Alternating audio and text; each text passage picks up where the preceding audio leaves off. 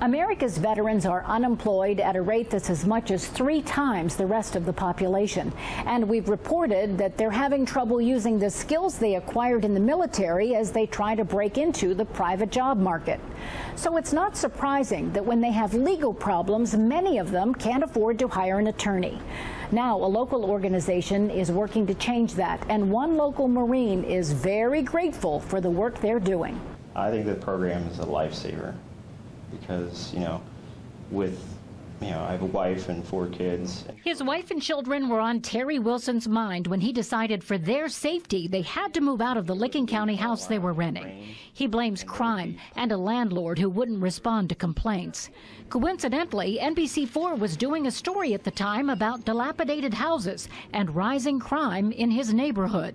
And it got to a situation where it wasn't resolved, and we took matters into our own hands and moved out.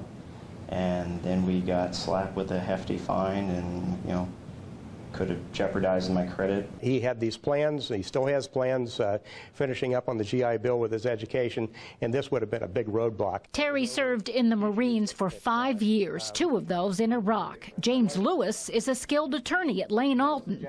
He is also a volunteer in the new Ohio Military Veterans Legal Assistance Program. We all owe our veterans a real debt of gratitude, and this is one way, a great way to pay it back. Executive Director Mike Renner says the assistance program provides no-cost legal services to financially strapped veterans, men and women who risk their lives to protect the American way of life. And it's built on our constitutional set of laws. Everything about America is built on our justice system, and yet a lot of these gentlemen and ladies, after putting themselves in harm's way, come back and they can't afford to access our system of justice that they were willing to offer their lives for. James Lewis agreed that Terry Wilson was within his legal right to move his family to safety, although the landlord was ready to fight. It was a mess, and the landlord was well represented by counsel and really had Terry outgunned considerably. I'm sure if he had been unrepresented by counsel, this would have ended badly.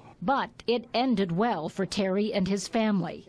Columbus was the first Ohio city to get this free legal program, but Akron now has it too, and it's on its way to Cincinnati and Cleveland. And recruiting is underway to make it even more successful here. We've had over 200 veterans who have called the number and asked for assistance. Every one of them has gotten some form of assistance.